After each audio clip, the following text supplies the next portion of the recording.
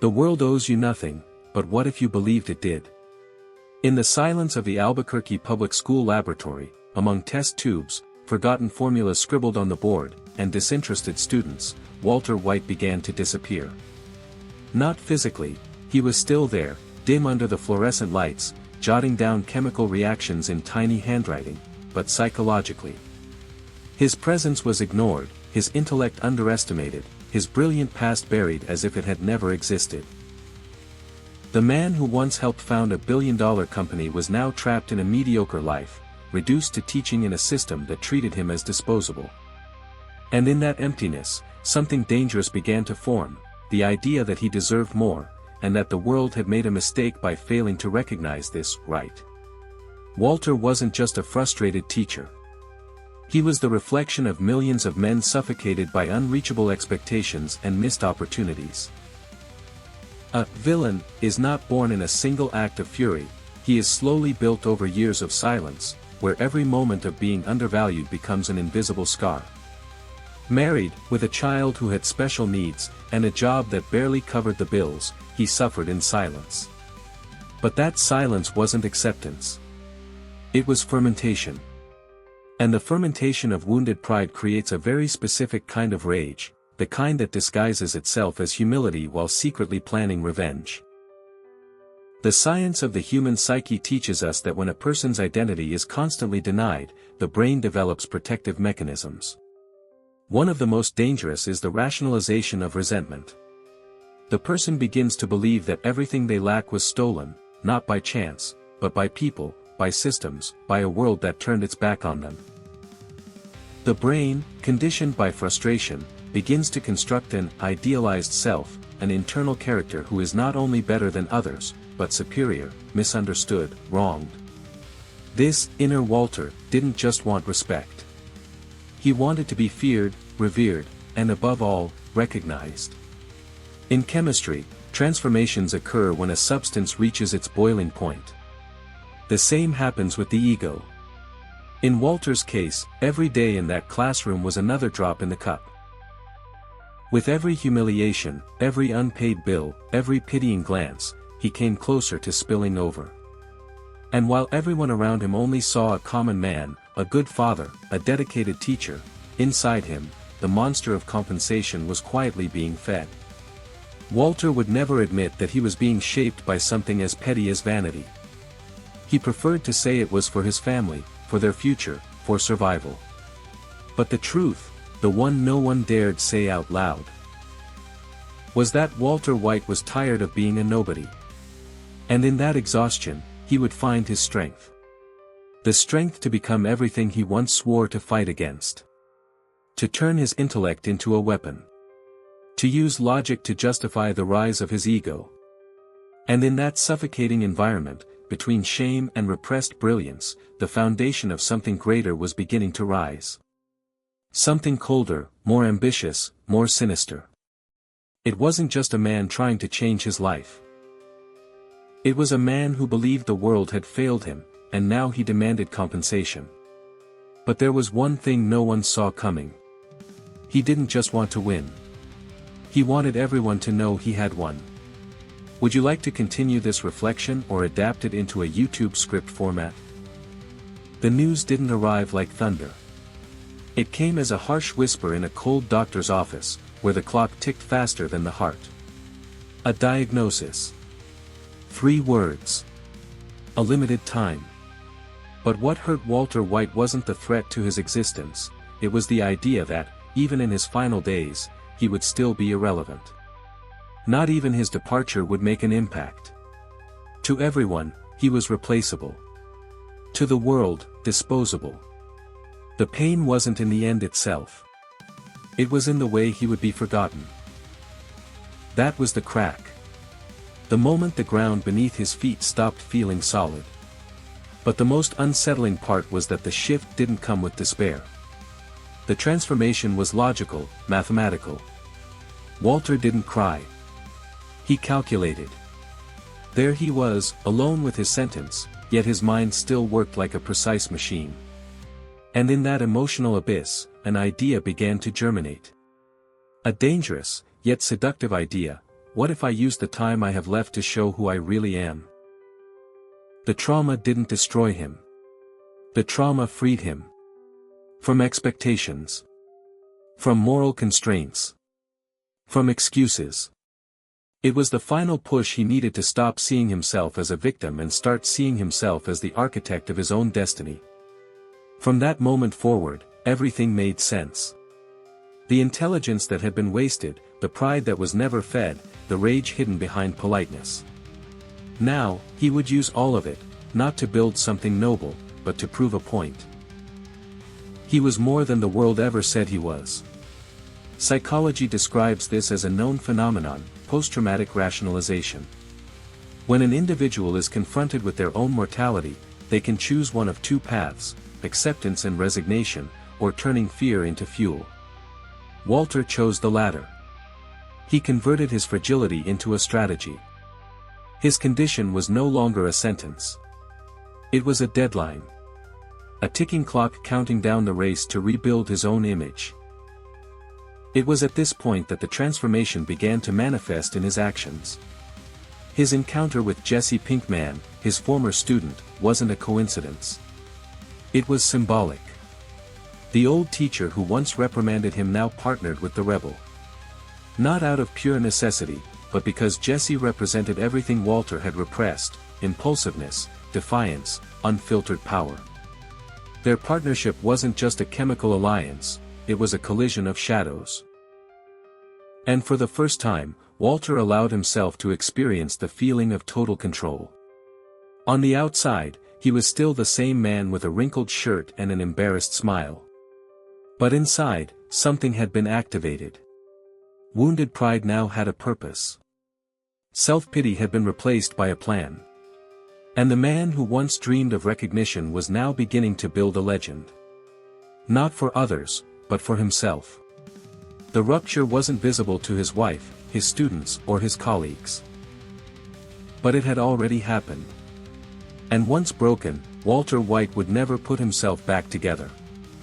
And that's when everything began to collapse. But not in the way the world expected. It was quieter. More dangerous.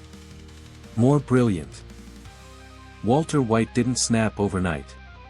He didn't explode in rage or surrender to chaos as many would expect from someone pushed to the edge.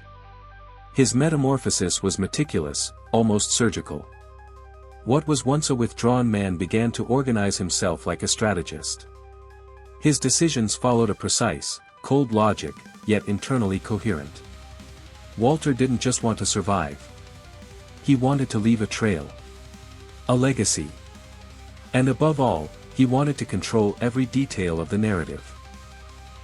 The evolution of the villain wasn't driven by an excess of malice, but by the absence of hesitation. What once paralyzed him now propelled him. Fear was transformed into method. Pride was reorganized into a plan.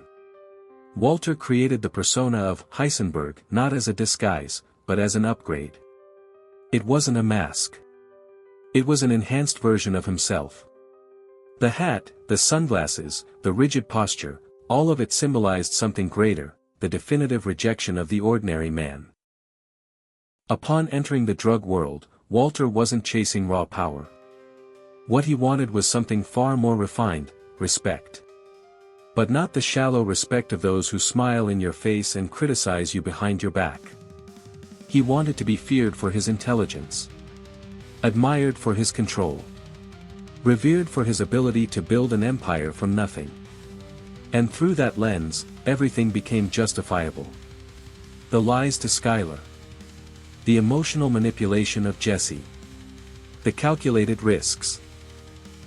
Every step fit into a larger equation. Psychology refers to this process as moral flexibility. It's when an individual adapts their values to justify their actions, as long as those actions serve a higher purpose. Walter believed he was doing everything for the family. But little by little, that argument turned into an excuse. And the excuse became a mantra. And the mantra became a shield against all criticism. The shadow of Heisenberg imposed itself not with violence, but with conviction. There comes a moment when everything shifts for good. When he silently watches the effects of his decisions. When Jesse, devastated, seeks comfort, and Walter simply observes, as if analyzing an equation that didn't produce the expected result. He begins treating people like variables. And at that point, his mind no longer sees faces, it sees consequences. Scientific analogies help explain this process. Walter saw himself as a controlled chain reaction. As an unstable particle that, when handled properly, released incalculable energy. And unlike a typical chemist who seeks to stabilize elements, he wanted to amplify them to their limits. Because deep down, that's what Heisenberg was, the belief that controlled instability is absolute power. But what makes it even more disturbing is the coldness with which he calculates each move. He doesn't act on impulse. He doesn't erupt in fury. He adapts. He anticipates. He manipulates data and predicts outcomes. Walter White became an engineer of chaos, and contrary to what many believed, he wasn't falling apart inside. But the true monster was still asleep. And when it awoke, there would be no turning back. It was in that quiet moment that Walter White crossed the line. Without warning. Without fanfare. He didn't need to raise his voice or point a gun. The transgression wasn't an explosive act, it was a cold, strategic choice made in a split second where most would hesitate. When Skylar, his wife, confronts his lies and pleads for an explanation, Walter responds with a single line that redefines everything: "I am not in danger, Skylar. I am the danger." With that, the character who began as a victim of the system repositions himself as the system itself. The man who once begged for help now demands obedience. The point of no return wasn't marked by a single action, but by a complete shift in moral identity. Walter no longer acts to escape a threat. He acts to consolidate control. To rewrite his narrative, this time as the absolute protagonist, no longer a background figure in his own story. Ethics, once rigid, now becomes fluid. Morality, once a shield, becomes a tool. He rationalizes every move with clinical precision. If an obstacle arises, he doesn't seek to go around it. He dissolves it. Consequences are no longer feared, they become integrated into the plan. What once paralyzed him now fuels the machinery that drives his empire. Psychology calls this process a reconstruction of the narcissistic self, a mental reorganization where the ego becomes the center of the universe. Everything around him, people, emotions, lives, are reduced to pieces on a mental chessboard. Walter increasingly believes that only he is capable of doing what needs to be done. This belief isolates him, but also sustains him. Because now, he no longer seeks approval. He demands obedience. And more than that, silent admiration. Heisenberg no longer feels the need to justify himself. His logic doesn't ask for validation, it demands acceptance. Even from those closest to him. Jesse, for example, begins to realize he's no longer beside a mentor, but inside a maze crafted by an architect. Every gesture Walter makes seems to carry multiple meanings. Every word is a code. Every silence, a verdict. The viewer is left facing a dilemma: what if Walter is right? What if, in a world of corruption, omission, and cowardice, only someone like him can do what must be done? That question lies at the heart of the chapter. The boundary between good and evil dissolves, and what remains is only efficiency, outcome, control. In this new paradigm, Walter is no longer a man in crisis. He's a symbol of order imposed upon chaos. A scientist who decided that if the world won't follow him, he'll force the world to spin in the direction he chooses. But the price for that? It's the sacrifice of the last trace of humanity that once tied him to who he used to be. He looks at himself in the mirror. He no longer sees Walter. He sees only the shadow he created, and now, for the first time, it's staring back at him. And what if all of us carry a little bit of Heisenberg asleep inside? In his mind, everything made sense. Because he had equations, and a purpose. To understand Walter White's mind, it's not enough to look at what he did, you have to understand why he believed he was right. In the real world, there's a psychological phenomenon known as moral rationalization. It's when someone, instead of denying they did something questionable, reframes it as inevitable, just, or even necessary. And with Walter, this evolves into an almost perfect mental architecture. In chemistry, everything is reactive. Nothing happens without a cause. Walter applies this same reasoning to human relationships. To him, if someone got hurt, it's because they chose the wrong role in the equation. He wasn't the one who caused it, the other person simply reacted poorly. He doesn't see himself as the author of destruction, but as an inevitable catalytic element. And this is where the silent horror begins. Walter abandons human judgment and adopts the cold logic of lab experiments. Everything becomes cause and effect. People become variables. Emotions are noise. Empathy is a flaw. He isolates himself within an emotional mathematics that eliminates chaos, but also erases compassion.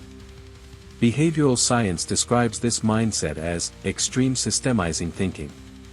Often found in highly logical minds, this cognitive pattern values predictability, order, and control, often at the expense of emotional connection with others. For Walter, feelings no longer have value.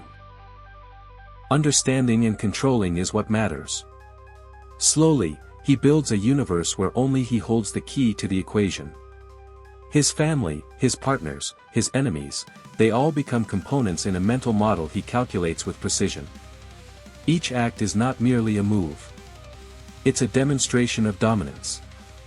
And if the world seems unfair, chaotic, or fragile, then he will rebuild it with the ruthless logic of science. Similar cases have happened in real life. White-collar criminals, cult leaders, war strategists, many of them displayed this same emotional disconnection paired with powerful rationalization. They didn't think they were doing anything wrong. On the contrary, they believed they were solving a problem no one else had the courage to face. Walter follows that same path. He sees his actions as difficult solutions to problems others chose to ignore. He doesn't want to be seen as a hero, but as someone necessary. And the more he distances himself from common morality, the more he believes he stands above it. But there's something even more unsettling in this equation, Walter White's effectiveness. He didn't just survive, he succeeded. He built an empire, eliminated threats, protected his image for a surprisingly long time. The problem is that this effectiveness validated his logic. In his eyes, destruction was merely a side effect of competence. The science that shaped him, chemistry, taught him that everything in the universe tends toward entropy. Nothing remains stable for long. But what Walter did was accelerate that process. And by doing so, he convinced himself he was the only mind capable of understanding and controlling the collapse. The only one fit to rule over the wreckage. It wasn't impulsiveness. It wasn't madness. It was cold calculation. And more disturbingly, it worked. Walter White didn't disappear. He remains, not in flesh, but in concept. As a psychological echo that resonates every time someone, wounded by pride, begins to convince themselves they have the right to rewrite the rules. His legacy wasn't a fortune, nor a name carved into history. It was the silent permission he left behind, permission for others to justify their personal ruin as an act of necessity. The destruction he caused wasn't only on the outside. Every relationship that shattered, every trust that decayed, every innocence that was lost, all of it was tainted by something that was born inside him. Not from hatred, but from unresolved wounds that grew into ideology. Walter didn't become a villain for pleasure, he convinced himself he was the only viable alternative. And that's exactly what makes his story so disturbing. Because deep down, he wasn't all that different from us. He was an ordinary man, frustrated, underestimated. A man who spent his entire life feeling invisible, until he saw in the darkness a chance to finally be seen. Not as Walter, but as something greater. something unquestionable. As he himself said, "I am the one who knocks." It was no longer about protecting his family. It was about making sure the world would never ignore him again. Psychology calls this reframing of failure, when the pain of not being enough transforms into a distorted narrative of triumph. Walter traded love for authority, honesty for control. And he did it with such conviction that many viewers ended up rooting for him.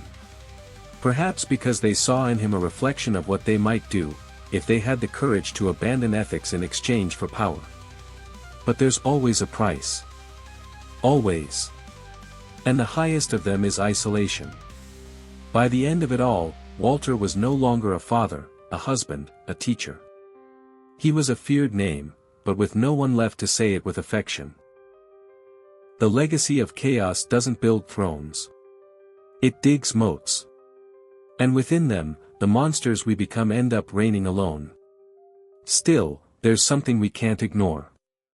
Walter White's transformation left a mark on the world around him. It changed rules, influenced minds, and revealed uncomfortable truths. He showed that good and evil aren't fixed categories, but narratives shaped by point of view. And more dangerously, he showed that all it takes is one unhealed wound for someone to start writing their own version of justice. In the end, the question is no longer whether Walter was a villain or a hero. That no longer matters. What matters, what haunts, is what within each of us can be awakened by the same wounds. Wounded pride. A sense of powerlessness. A craving for control. How many steps away are we from believing we have enough reason to cross the line? Maybe Walter was just the first. Maybe the next won't need labs. Maybe he's already among us. In silence, calculating.